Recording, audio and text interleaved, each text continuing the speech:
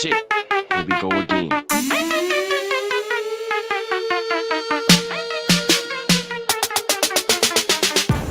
Hello, everyone, and welcome to the show. It is Thursday, March 9th at 8:02 p.m. Eastern Standard Time, and we are the Godfathers of podcasting. We have been broadcasting since before podcasting was even called podcasting. We are live right now on the Shuli network. If you're joining us live, get in the chat, send us a message, your questions, whatever you want, interact with us, because that's all part of the fun. And if you're not live in the chat, of course, this show will be available on all major podcast providers, including Spotify, Apple, Google, Amazon, Sunday nights, mainevent.com, and of course, right here on the Shuli network. If you want to learn a little bit more about us, buy our merch, support us, donate a little, you can go to godfathersofpodcasting.com. My name is Donnie Da Silva, and it is my pleasure to introduce my brother from another mother, the ugliest man alive. A man who is thankful to be back in the Great White North after a vacation that didn't go according to plan. This is Chris Tidwell. How are you doing, Donnie Da Silva? Yes, you are right about all of those things. I am very glad to be back. I'm glad to be alive. As some would say, ¿Cómo estás, mi hombre? Oh, look at you getting all Spanish on me. Nah, I've known those things for quite some time. Remember, I'm from North Las Vegas, Nevada, my friend. No, I know. A lot of Latinos up in that motherfucker. Tid's the guy you want to go to when you go to a Mexican restaurant, like a legit Mexican restaurant, because Tid will order everything in Spanish that's good enough that the server knows not to fuck with him. Yeah, it's a good thing to have. It's not the best. It's not like fast mainland, like telenovelas. It's good enough. This is lazy on the beach on an island speaking Spanish. You got to work with me. You know what I mean? Your Spanish combined with your physical makeup.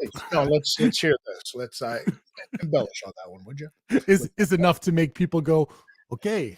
He wants the chimichanga. Get him the chimichanga, whatever you want. Never in my life have I ever ordered a fucking chimichanga. What do you got against the chimichanga? It's a deep fried burrito, my friend, and that's not a Spanish dish. It's not even a Mexican dish. So what the fuck happened, dude? Like we talked briefly about this last week. I had the plague. I was sicker than hell, and you were on a long planned vacation. Yep. Where you did something that most American-born people never do. You went to Cuba. Yeah, so I went to Cuba, and that turned into a bit of a fiasco. Once I got there, just getting into the country really was what it was. We get to the air, book the flight, everything like that, fill out the paperwork. You got to fill out this form online now instead of writing out the form that they used to give you on the airplane. And then when you get to the airport, that's where you go through customs down there. And everybody waits, and there's just like back-to-back cubicles, and you can't really see who's in the next one or anything like that. You know what I mean? And you wait in this line, the person in front of you, they do their thing, and then they push the button, out the door they go into the rest of the airport. So obviously, me being the American in the group of four that I went with, I said, I'm going to go last because I feel like this is going to be a minute. Sure enough, I walk up to the counter. I slide her my very beautiful, lovely American passport with my visa thing that I filled out on the plane. Great. She grabs it. She looks down at it. She lifts her head up, looks up at me, gets up, and leaves. With your passport? With my passport. Like she opens the door and it goes. I can still see her. You know what I mean? She didn't walk out or anything like that. She goes and she starts calling for a supervisor because they've got an American. And then they start asking me all of these questions, starting with, because they go through my passport. Mm-hmm. And my passport is completely empty because I got it during COVID. I haven't gone anywhere. Now, also, I haven't signed it yet either. Looking and looking the way that I do, they start asking the questions. Where are you from? How long are you going to be here? What do you do for a living? Where are you going to? All of these questions, right? And I answer all of these questions. Supervisor comes, asks me the same exact questions. At this point, everybody can see down the hallway, the little thing, and everybody's kind of tilted to one side or the other, going like, you know, what the fuck is going on down there? Sure. Finally, after 45 minutes of answering the same questions, same 5 questions to 3 different people, they let me through. Out into the airport area I go. Kelly is standing there, my wife, with my bags already. Then you've got to go, it's kind of backwards. Then you've got to go through the detector with your carry-on bag, which is a backpack. They put that through. They're like, you need to take this bag over to this other table.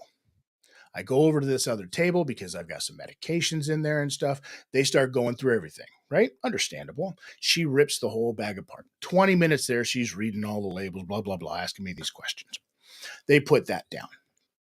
Then I'm finally done there. I can see the doorway. Got the bags. We're going for it. 10 feet in front of the door, this little skinny mask on, like 16-year-old, excuse me, sir, can I talk to you? Cuts in front of me and says, excuse me, sir, can you come over here with me? I need to ask you some questions. I'm like, oh my goodness. All right. So I walk over to him. He grabs my passport. Same thing. He pulls out of his pocket a napkin, basically a napkin, and starts writing down, asking me these questions. Give you 2 guesses what questions he asked me. That's right, the same ones that I already answered, with the caveat of one other question. And this is when the other guy with the drug dog comes along, sniffing around my bag, and I'm looking at it going, you're not going to hit. That's not going to hit ever. I am not that guy. Never am I going to be that guy, right? And he asks me the question. He goes, do you do drugs? All of them. And I said, yeah. And he goes, when was the last time you did drugs? How many years ago? And I looked him dead in his eye.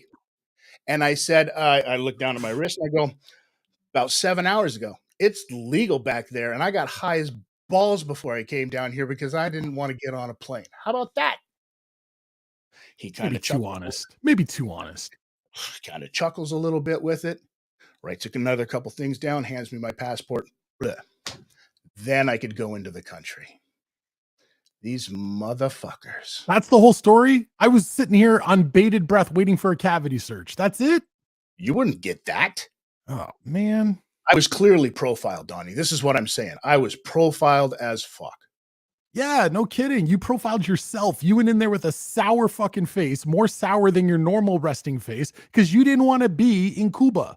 Wearing jeans and a hoodie, nice and covered up. You don't wear long pants.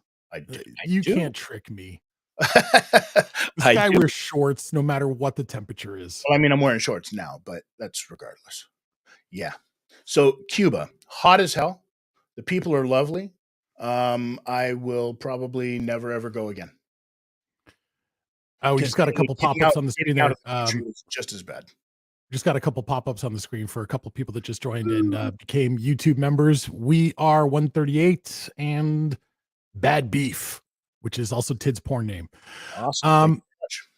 So now that we've moved on, I'm assuming you're not going back to Cuba anytime soon. Yes. No, siempre Mexico all the time from now on. That's it. All right, I got you. So this past week, lots of stuff was going on. We're going to get to our featured guest in a little while, but some stuff that was going on this past week. Tid, while you were away, there was maybe the most anticipated fight of the year so far, of several years. Yep. Johnny Bones Jones coming back from his self-imposed, organization-imposed hiatus of 3 years away from the sport. And he leaves the light heavyweight division, finally does what people have been wanting him to do for the last decade, moves up to the heavyweight division to fight Cyril Gane for the vacant heavyweight championship. There were a lot of people that were betting on Cyril Gane, and Johnny Bones Jones went in there and had the fastest championship win of his career. It was like 2.5 minutes. Joe, do you have the video there? Producer Joe? Johnny Bones Jones beating Cyril Gane this past Saturday. UFC 258, I think it was. Yeah, let's take a look at this. Because this was unreal. We can skip ahead a little here, Joe. Yeah, I also muted it just because of that music they were playing. All good. You can mute it, and let's just bring it forward to where they're actually touching up each other. Let's go a little more. And we can go about another minute in. You can't go too far because the whole fight's about to be over. So you can see here, man, they're just, they're playing around. Bones Jones doesn't take a shot. Like, the fight starts with Cyril accidentally, quote unquote, kicking him in the nuts. And then after that, it's just John measuring. And now if we see here, he gets a hold of him. And this is the beginning of the end right here, folks. It looks innocent. Cyril Gane looks like he's not even stressing right now. Johnny takes his back. And now it's just like, what's going on? You see here, he takes him down and he just leans on him. And right here, let's pause for a sec, Joe. Right here, this blew my mind, Tid, when I was watching this. I thought Cyril, he's not in trouble. He's fine, because you see that Johnny Bones Jones has got that guillotine choke. And look at Cyril Gane's hands. He's not doing anything. He's not trying to fight. He's not trying to escape. He's not trying to grab for Bones Jones' hands. He's just kind of chilling. And then all of a sudden, let it play. He just puts on the big squeeze. And it's like, oh, wait a minute. Oh, did we fast forward there or something? I don't know what happened. Or is this, he readjusts? Yeah. Right there. Boom. Yeah. It's like, it went from completely benign, completely innocuous, and then good night. Yeah. No, just like that. I love how little you know about positioning in wrestling. It's lovely. What are you talking about? Dude, that is all about positioning. That he had no ability, the ability How did to I not say otherwise? First, the ability, when you said he doesn't have the ability to use his hands or anything like that, it's because he couldn't get them anywhere.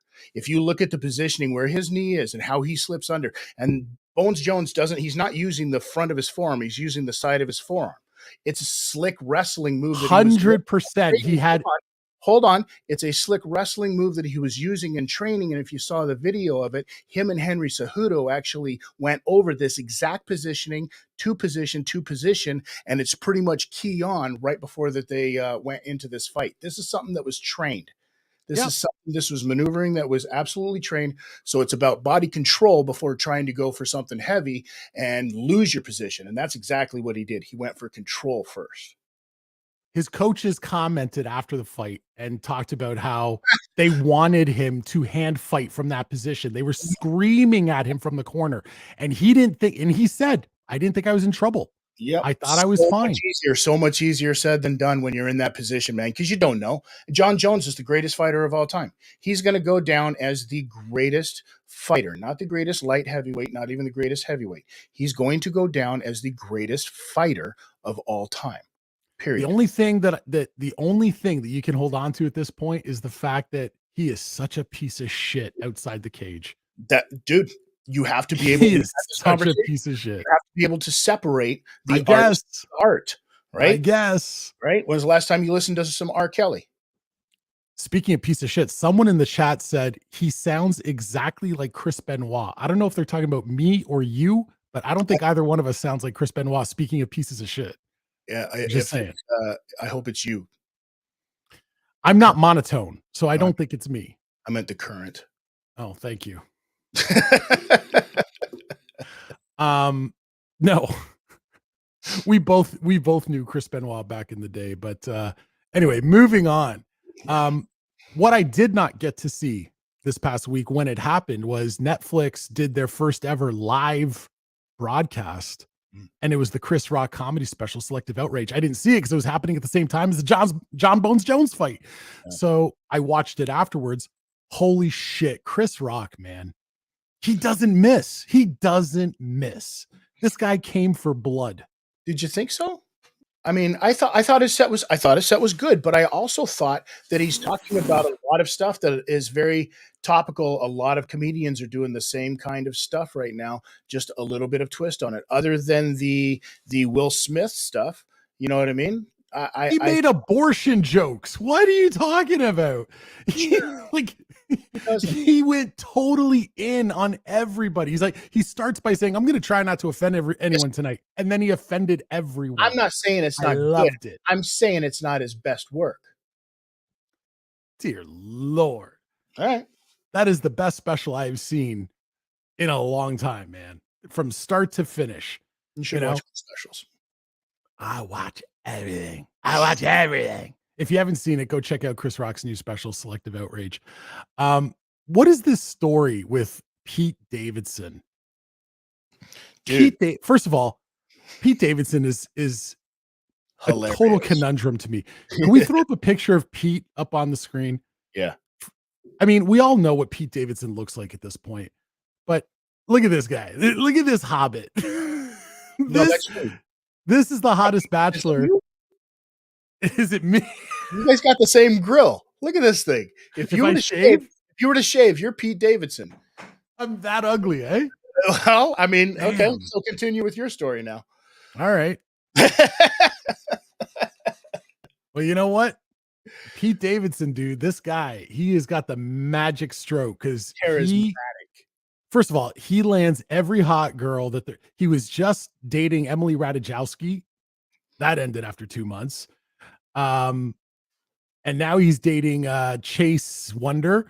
And apparently they were in a high-speed car accident. Was it yesterday? A couple days ago or something. A couple days ago? Here's my guess. My guess is he was getting speculation, getting a little bit of maybe some road work done, and went a little crazy, hit a speed bump, and car got out of control, and boop, into a yard and into a side of a house that they went. Are you suggesting his girlfriend was polishing his business? I mean, I'm hoping. I'm not suggesting. I'm hoping for him. That's what it was, because that's a fucking rad story. Apparently, he was doing high speed in a residential area. If Pete Davidson hits a speed bump and that thing goes through the back of her head, jeez, turned her into a kebab. They might crash. They might crash. Apparently, they were doing high speed. He took out a fire hydrant, slammed into the side of a house. There was a 16-year-old girl that was alone in the house. Apparently, Pete didn't start dating her, but she did complain that it felt like an earthquake had just hit because that's how crazy the impact was. The police confirmed there was no drugs or alcohol involved, which does kind of lead to Tid's Roadhead story, which kind of brings up a bigger question. Do you not think Roadhead is overrated?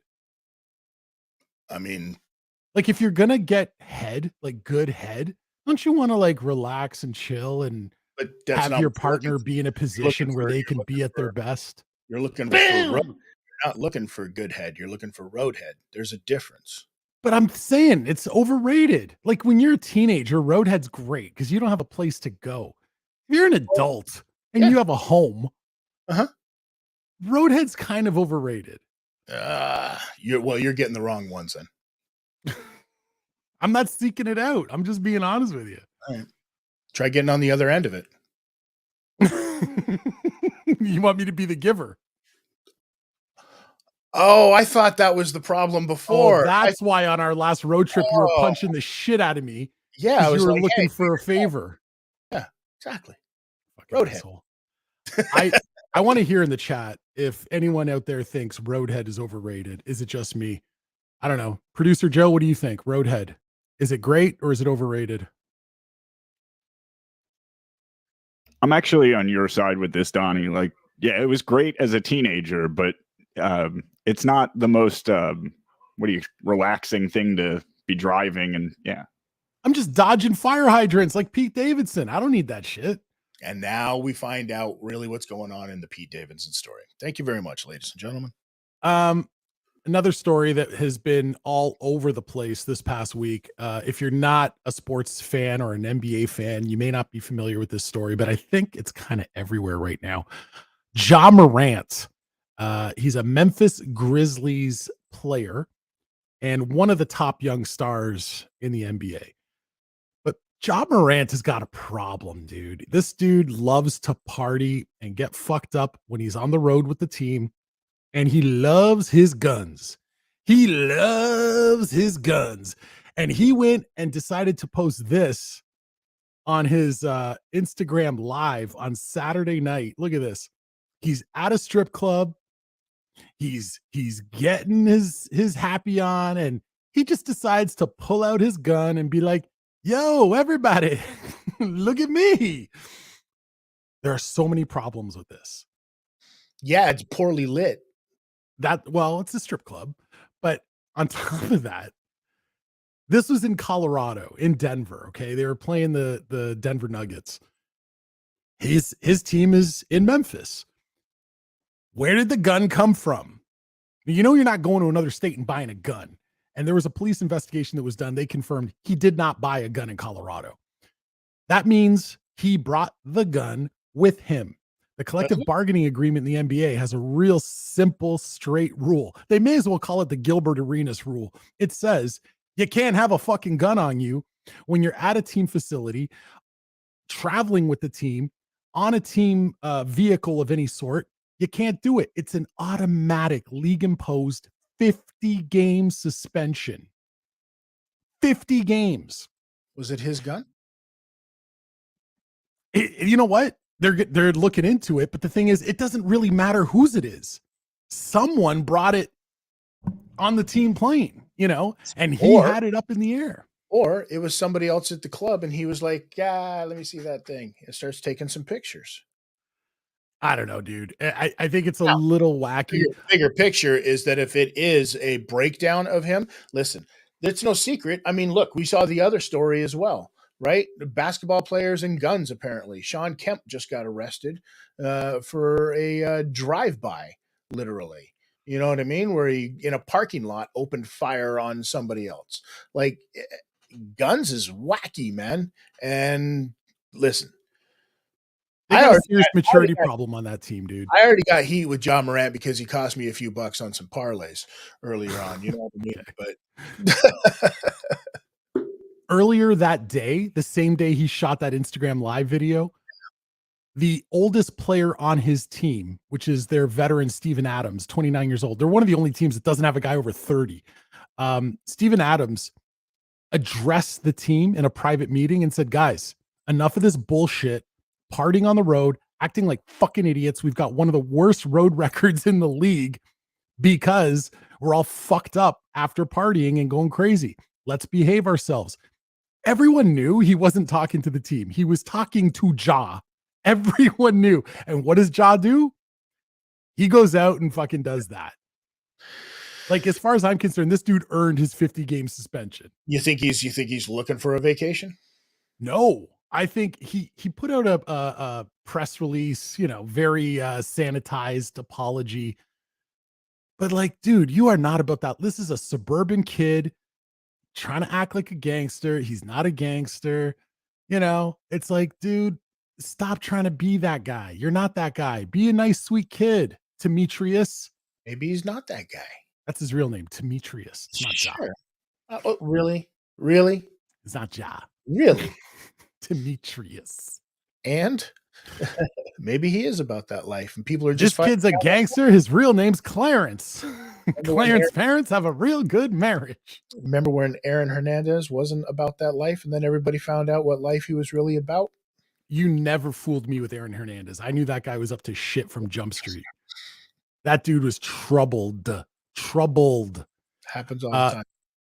Speaking of gun problems in the NBA, Seattle Supersonics legend Sean Kemp was arrested in Tacoma, Washington this week after a drive-by shooting. Now, according to Kemp, this is the story, Tid. He says someone broke into his car the day before and stole his cell phone. So he got up on his computer, tracked the cell phone to a parking lot in Tacoma the next day, and he found the guy that had his phone, and he pulled up to him and started talking to him like, hey, you stole my fucking phone. And apparently the guy responded by doing his best Ja Morant impression, pulled out his gun and started shooting. And Sean Kemp claims that in self-defense, he started shooting back. Now, these guys, like, they're at point blank range and nobody's dead. So, like, they aim like stormtroopers. What the fuck? And Sean Kemp ain't a small dude. It ain't No. like trying to shoot at a small target or anything like that. You know what I'm saying? Like, I mean, you look more normal when you're in a car. I can vouch for that because, me he at wasn't. my If height. you look at the video or the pictures that they've got from it, he's like above the car, like standing through a sunroof or something like that.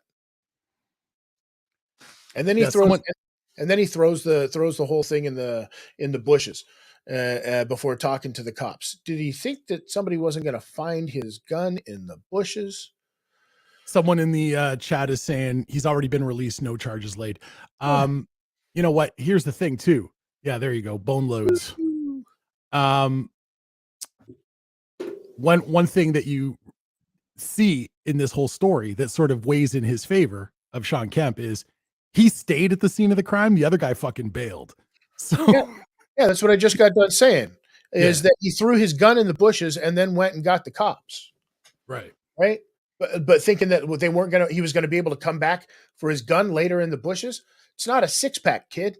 Like, what do you think you're getting rid of? There's cameras out at this point watching gunfire because they're hoping to get somebody shot and nobody's getting shot. So of course they're gonna be like, "Yo, guns in the bushes, cop." That's what happened, Guns in the bushes. right? It's going to be the name of Ja Morant's next single.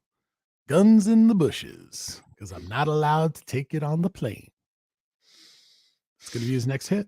Wow, wow. I believe right now our guest is sitting backstage.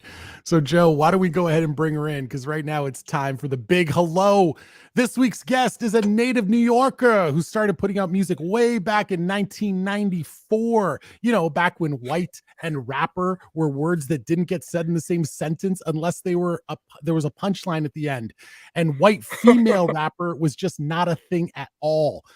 Her first release was a song called I'm White, and it came out on a compilation. That got her some buzz and helped lead the way to her debut album, Strictly Platinum, that didn't quite go platinum.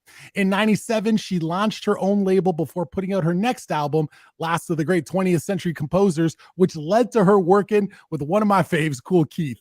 Her next album in 2001 is where things went fucking bananas. She had a couple of singles that went nuclear on the charts, Perfect, and my favorite, Bad Babysitter. She was also featured on the track Licky, which was in the 2008 Russell Brand film, back when Russell Brand wasn't completely insufferable. That was Get Him to the Greek. In 2009, an absolute legend featured her on his album, The Great Grandmaster Flash. She was a featured performer alongside other hip-hop icons like Snoop Dogg and Busta Rhymes. She continues to put out new music on the regular, including her 2021 track titled Getting Older, Pussy Still Poppin', and another one she just released called Who Am I Now? Of course, her fans already feel like they know who the fuck she is because she's gone and put herself all over the place on her own reality show. Ladies and gentlemen, grab a bottle of Henny from your home bar, sit back and light your fave cigar. Get to know this woman who's fucking bizarre. She DJs and raps and even plays the guitar. She loves fat pickles from the pickle jar. She's American made, not from Qatar. License says Conchetta, but don't go that far. Give it up to the one and only Princess Superstar. Whoop, whoop, whoop. Oh man, that's got to be the best intro I've ever had. How you doing? I'm good. I'm just sitting here in my closet. Are you coming out of it anytime soon, Princess Superstar? No, I'm happily married. Like, I even have a disco ball. Like, oh, look at you. That's a party closet. I like the humble flex of the Chanel bag just kind of slightly poking in the camera. Oh, yeah. Don't mind me. I got to tell you, back in 2001, I was working in radio and I used to get in shit late at night when I would play Bad Babysitter. And I absolutely dug that track. Like, it was so different. It was so unique. It was so filthy. And everything about it was like, wait a minute, who is this woman? This is crazy. And I had a couple friends of mine and they all loved you. It was insane. So when we reached out to you recently and said, we got to get you on the show, I was like a little kid. I was like, oh shit, we got ourselves Princess Superstar. Oh, I love that. I love that so much. Yeah, it's so funny. Like I was on TikTok and somebody commented that like Bad Babysitter was the WAP of their generation, 100%. That's a great Well, comparison. WAP, not WAP. That's something different. I'm WAP too. I'm a You're Jewish WAP. WAP. Yeah, WAP. But yeah, it's been amazing. I mean, like, can you believe that song came out like 22 years ago? Like, I can't, it's like, It's oh, that's why I had insane to what I write the getting older song, because it's like, I'm getting older, but I ain't gonna stop. I'm getting older, but the pussy still pop. 2007? Was that what No, it I was? just read that recently No. because What we're talking with the oh, Bad Babysitter stuff in there. Bad Babysitter was 2001. So we're talking Yeah. 22 years ago. Wow. We're Yeah, So old, dude. dude. We're old. Listen, I was 7 working at that radio station, so go fuck yourself. Okay. Yeah, and speaking of that, same thing, like, on the TikTok, people are like, "I was singing that at 8, 9, 10 years Mm. old, Bad Babysitter," and I'm like, It "Oh my did god, for this is the a parents. I'm a mom," It's like, I can't even I'm just like, "Oh my god, I'm sorry." How old is your kid? She's 11. Does she sing it? No, no, no, no, definitely not. No. I mean, that's the weird part, right? Because now you've gone full circle. You went from being this super edgy, hypersexual performer Yeah. that is now a mom, and you're now safeguarding your kid from all this shit. Yeah, and it's funny because when I wrote the "Pussy Still Pop" song, like, I was really Mhm. trying to, like, shelter her from that, but then, like, before I'm, like, cooking dinner, she's like, "Pussy still pop, pussy still pop." I'm like, "Stop, stop."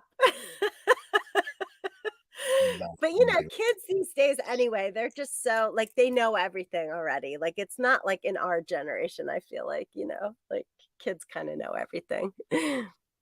Joe, can we play a little bit? We can pull the audio down, but I just want to play a little bit of Bad Babysitter. I just want to pull up the visuals up on the screen for a second. Yeah, give me just a second. I want to get Conchetta here to respond to this because when I watch this video, man, I have a visceral reaction. It takes me back to that time. And I'm wondering when you look back at it, like, what are the feelings? What are the emotions? What are the stories of putting that video together that flash to your mind? Well, I mean, first of all, I'm just like, oh, like so sweet, almost like it's like such a young version of me, but I remember how Yeah. excited I was to shoot that video. And I remember it's particularly exciting because I got Mark the 45 King to play one of my boyfriends in the shower. So Mark the Right. 45 King, produced like Hard Knock Life for Jay-Z and Let Me Clear My Throat. Da, da, da, da. I mean, he was like a legend, So I got him, he did a remix for me and I was like, will you be in my video and be like my boyfriend? So I remember that. And I remember also like the little kid, he was an actor and I was like, oh my God, am I scarring him for life? But we made it really fun on set and like, kind of like as tame as we could when the little boy was around. But this shit would never fly today. That's what I want to say.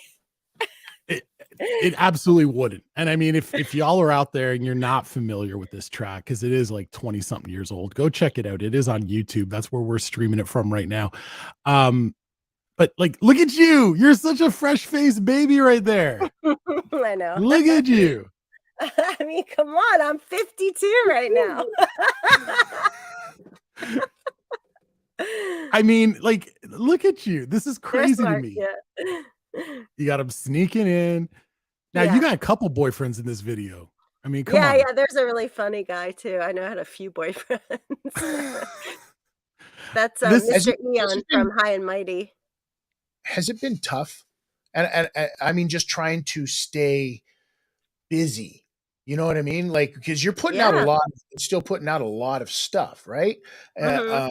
And still trying to stay super busy and navigate being a parent now all of a sudden. Is it, Yeah. like, obviously you look back at your resume for what you were doing then and you were like, bang, bang, bang, just stuff was just coming out like a popcorn machine. You know Yeah. what I mean? And so you must have been like, travel must have been ridiculous. Yeah, there Right? was a good period there of like 15 years where I was touring nonstop, and I swear to God, that will like kill you. I mean, seriously, it just like very difficult to like maintain relationships or anything. And so I basically stopped. Like when I had a baby, I just stopped touring.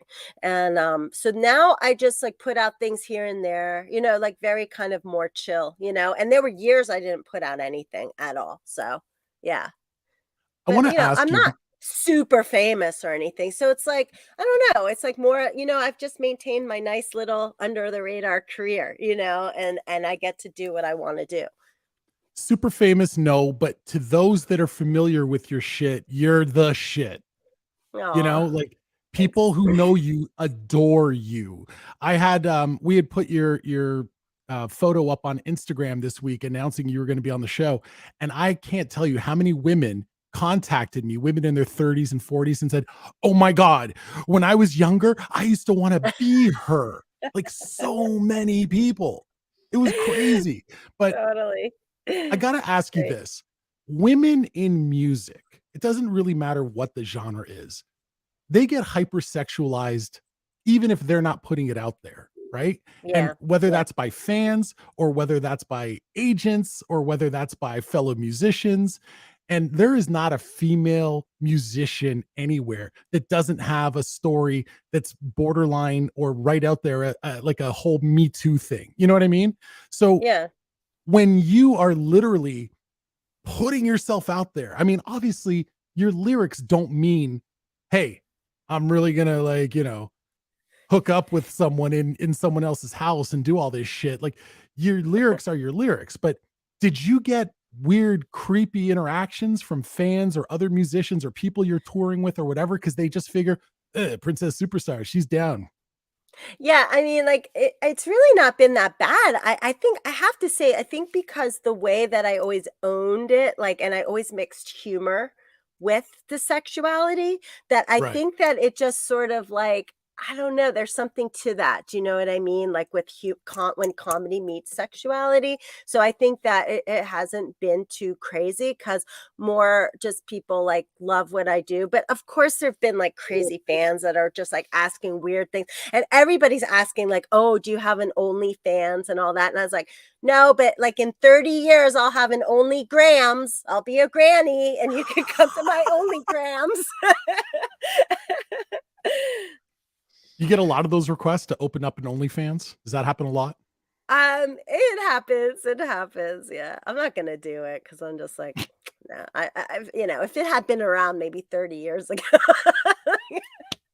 So I gotta admit, I went down a bit of a rabbit hole past couple of days, watching some videos, and you really have a fantastic way I see of using, like you just said, the comedic tone in what you're trying to get across, right? Um, was that something that just kind of like was always in the plan for it, or was it just one of, you know what I mean? Was there one thing that came to you? Because I'm telling you straight up, I watched that video with that you did with Margaret Cho, and Oh yeah, I laughed my ass off. It's hilarious. It's that's hilarious. amazing. Yeah, I mean, I don't know. I always just gravitated towards humor. It's really funny. Like in the 90s when I was like, I really want to be a rapper. I was just like, like what was I listening to? I was listening to like Lil Kim and Biggie Smalls and Tribe Called Quest and that kind of thing. And Lil Kim was so funny. That's what people don't remember. But she was like, molasses out my asses, like lick the Yeah. molasses out my asses. I mean, she's so funny and sexual, obviously, but she was so funny and I just gravitated toward comedy right away. And I thought, like, that's so fun. What a fun thing to do, is like, and also like lighten it up a little bit too. Like, so yeah. So you developed a friendship with Amy Schumer, right? Yeah. Yeah. I got to be on her show on Comedy Central, which was really amazing. So did she steal any of your lyrics and turn them into jokes?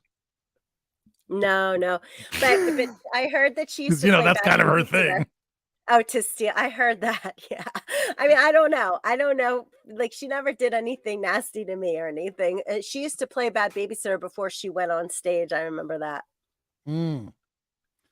Cool chick to hang out with, though. Yeah, super cool. So funny.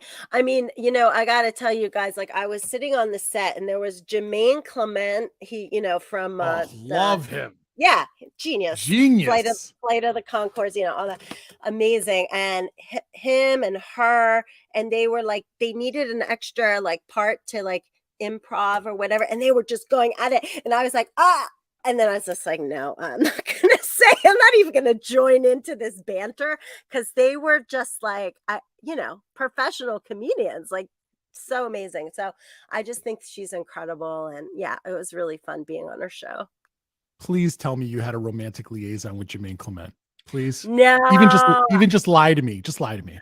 but I totally was like fangirling out, like completely. I was like, hi. And he didn't know who I was, but I was just like, hi, I'm a princess superstar. I'm a big fan. This bad babysitter didn't make it to New Zealand. It did, funnily enough, but I guess it missed him. But I missed him. Yeah. He was too busy listening to folk comedy or whatever it is that he does. Oh my God. It's so cool. I swear. So what is the inspiration now when it comes to making music, because you see a lot of times people that are like you and have a level of success. And then they, like you said, go away for a little while. And then they say, you know what? I still got the itch. I still got some shit in me. And a lot of times people want to either completely reinvent themselves or hammer their brand hard. It feels like you're still on the Princess Superstar brand pretty hard.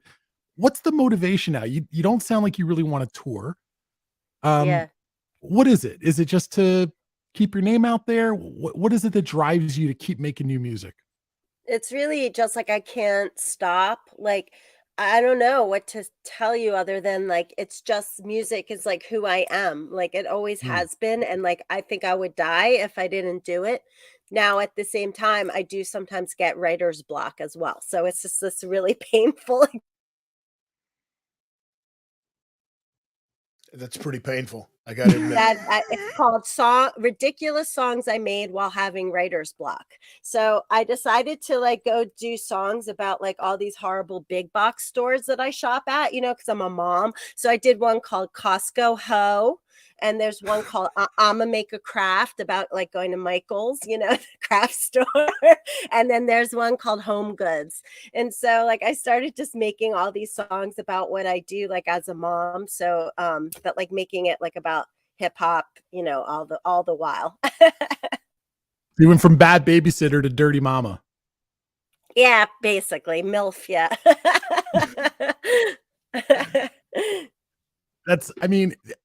Does your husband have any kind of reaction to that? Because I know now you're a happily married woman.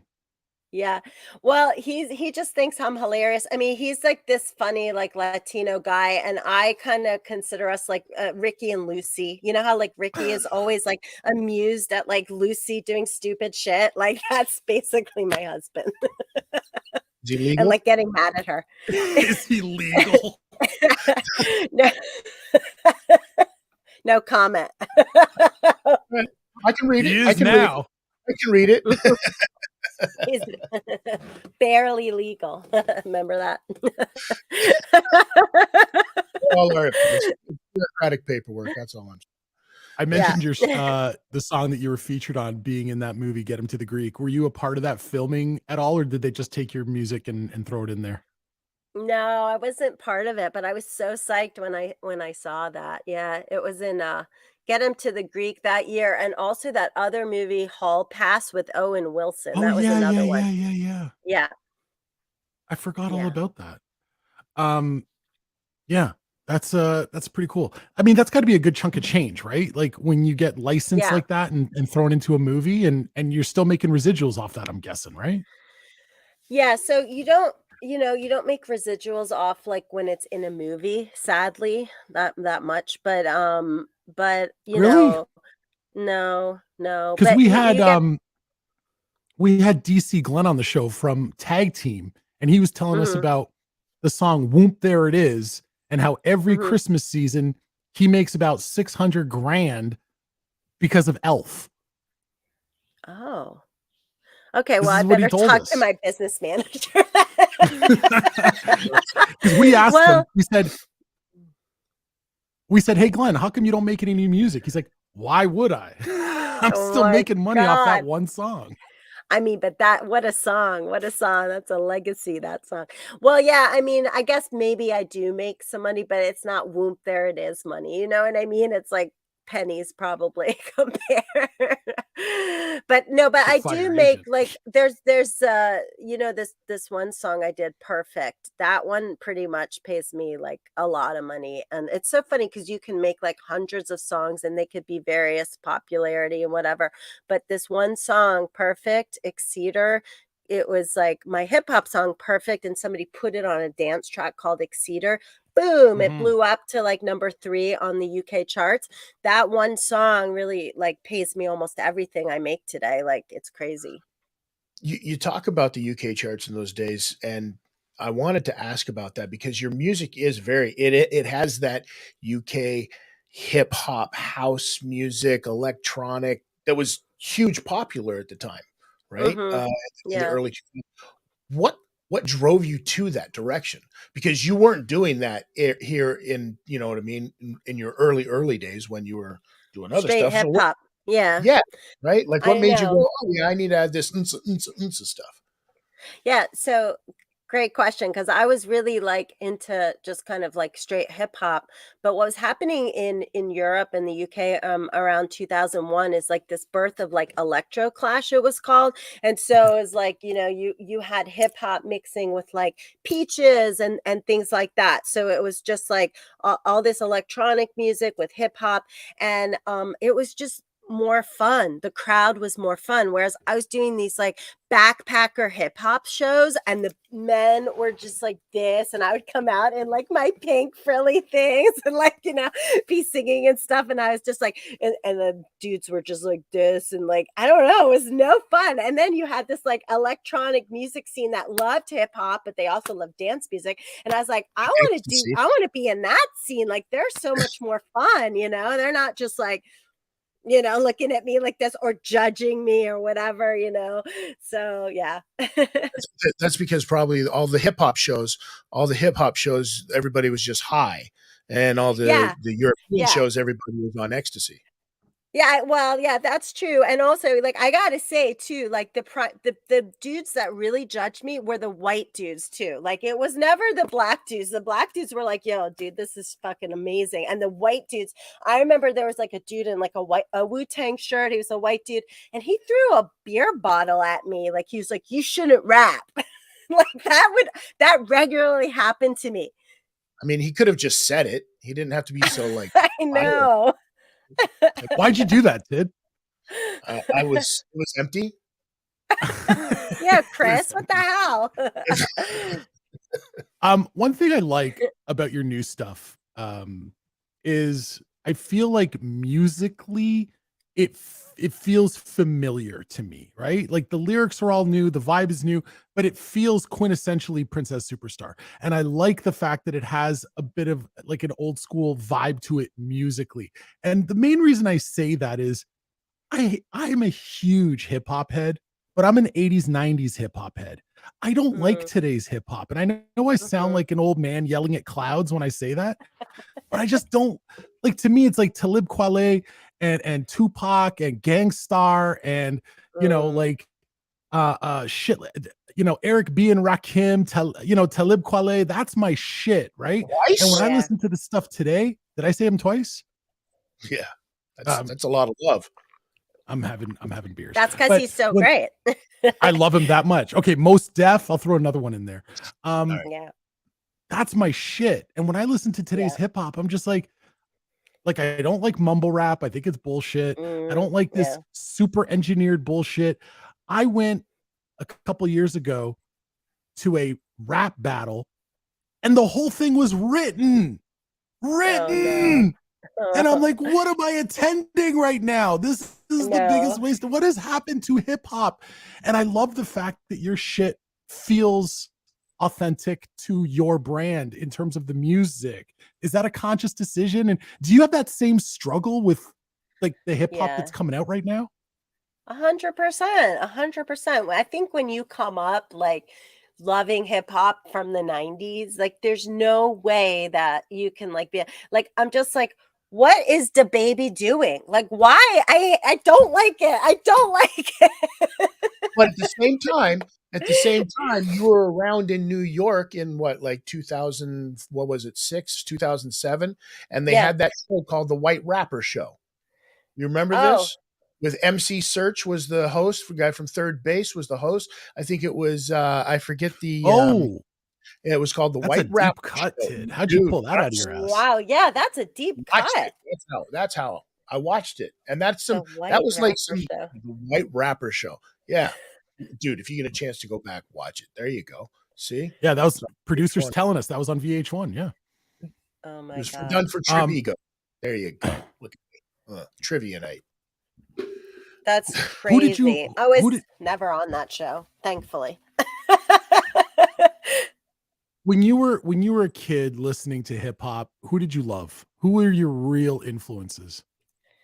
I mean, you know, Eric B and Rakim and Run Yeah. DMC, Beastie Yeah. Boys, and you know, all that. Like I mentioned before, Biggie and Lil Kim and De La Soul. I mean, I got to work with Prince Paul. That Mm. was just like, oh my God, I was dying, you know. and like you mentioned, I got to work with Grandmaster Flash, also dying, like shaking, you know. So I mean, like, yeah, I came up on all that, and I was in New York City, and then you know, it was kind of a fun time too because there was that real backpack, like I mentioned, like I did like that backpack hip hop scene. Like I did like it for a while, and it was fun, you know. It was like Fat Beats and like Raucous Records and all that. Like that was amazing. And you know, and they really did like support me and stuff. So, yeah. You mentioned De La Soul. What a huge loss to the hip hop world, right? Last month when Dave passed away. I mean, it Yeah. hit me hard, and I was like, because I love De La Soul. Like that's my shit growing up. Yeah. Did you have a personal relationship with him? No, just Prince Paul. I just got to work with, you know, Paul. Okay. Yeah. Yeah. But still, I mean, when you see talent like that taken so early, it just kills you, right? It just Yeah, it's fucking so kills you. And sad. it feels like it I know. happens so often within the hip hop community. Yeah. Yeah, it's so sad. Yeah. Reminds you how precious life is. Oh, Right? ain't that the fucking truth? You got to protect life. You got to protect the kids. You got to protect the business. You got to protect them. They're the future. So don't be letting them dance around singing the lyrics to Bad Babysitter. That's right. And make I sure that we fully lock agree. up R. Kelly for life. That's how we protect the kids. Well, it's funny Producer in my song. Oh, can I just tell you this real quick? Yeah. Like in my song "Getting Older," Yeah. I say, now I'm safe from R. Kelly, you know, because I'm older. Ain't that the truth, right? Yeah. Producer Joe had thrown up on the screen our there it is, our QR code to our PayPal. If anyone out there wants to drop us a couple bucks, feel free and support us and let us keep doing what we're doing. Hey, let me ask you, when you're sitting and not writing music, what are you binging? What are you watching on TV? What gets your attention? Oh my God. Okay, you don't want to know. I don't even want to give this airtime. It's like a guilty pleasure. It's this show. It's Do it. so bad. It's called Married at First Sight. You know? Oh, You're it's a one of reality- those. You're a reality show person because Donnie's a reality show fucking idiot too, right? Would you shut Yeah. your mouth? I Really? kind of like it. I kind of like some of that shit. But it's funny, like I don't watch the Kardashians or anything like that. I like Married at First Sight. But no, what did I was watching You is pretty good, but it's very violent. Oh, great show. I'm sitting here waiting for the second part of season 4. Yeah, me too. Me too. Waiting. I'm like, oh girl, I'm gonna be messaging you going, what the fuck? What's I know. going on? Totally. I don't Okay. understand how that show made me root for a stalker murderer. I know. Well, see, that's pretty brilliant writing, right? Like if you, yeah, good writing. estrogen levels. Unbelievable. I mean, it's kind of like when I sit here and I think, how am I friends with Tid? Like, he's a deplorable human being, and yet It's true. It's true. I have this ability. It has something to do with Donnie's estrogen levels. That's really what it is. oh, Well, what do you watch, Tid? What do you watch? Well, mostly Just fighting UFC all the time. I wish. I'm a man. Wow. As you can see, Heavy Donnie got testosterone. He's gonna pretend he's doing voice stuff now. That's good.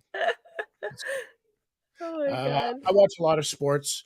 I also watch a lot of what did I recently watch? Oh, I watch a lot of comedy stuff. I watch a ton of stand-up stuff. Oh You know yeah, what I mean? that's fun. So That's fun. I mean, because I like comedy, and I do a show, another podcast where we involve ourselves with MMA and stuff. So I mean, yeah, of Nice. course, I watch all of those things. And And it pornography. gets super high, really fucked up. I got good shit. Which one of those buttons that makes you funny? I love that. I need that in my setup. Hilarious. I'll let you know what you need. Listen, Yeah. it's been so much fun hanging out with you, Princess Superstar. I tell you, there's not a lot of times, Tid and I, over the last 25 years, we've interviewed hundreds and hundreds of people. There's not a lot of times when I have that little schoolboy moment where I'm like, oh, fuck, I was such a huge fan of yours. And this is dope for me because I Aw. really used to bump your shit on repeat, like from first track to last track, the way we did it back in the day, right? You didn't Yeah. just listen to one song. It's like Mm-mm. you put it on play and you let the shit run and then it looped. Like that's what we did. That's know? it. Oh But my gosh. this is a thrill for me. So I appreciate you taking the time out. If people want to get in touch with you, find you on socials or what have you, find out what you're up to, where do they go? Yeah, just hit me up on TikTok, The Real Princess Superstar, or Instagram at Princess Superstar. And yeah, just find me there. I like social media, so come see me. You have fun on your TikTok. I'll tell you that. Yeah, I'm having fun. I kind of just you got like on fucking there. around. I You only like just fucking got on. around. I do. Yeah, that's awesome. Well, you guys are so fun. So great to be here, and thank you. Thank you Much for taking. appreciated. Are you in New York, by the way? I didn't even ask. Are you still in New York? Oh no, I moved like 4 years ago to LA. Oh, you're in LA. Okay. Look at Mhm. you. Yeah. What's I that, knew Tid? I already knew Oh, that. okay. He knew. He Yeah, did his sorry. research. Yeah, because Tid's on season 5 of You. He's the stalker. Nope. Listen, Thank you, I did. Princess Superstar. Yep, absolutely. Oh, thanks, guys. See you. Next. Oh, we just cut her off mid goodbye. There she goes, Princess Superstar. Check her out. We'll have all her socials at Tid. Any last thoughts before we say good night? No, I'm back. So we're gonna be doing a string of these things from now on. So yeah, I'm not going on vacation anytime soon. Number one, I can't afford it. So hit that QR code, send us some money. And if you're craft soup or something like that, right, get in touch. So Thanks to all the guys that are there helping us put this thing there you together. go. That's Tid. I'm Donnie. We'll see you next time.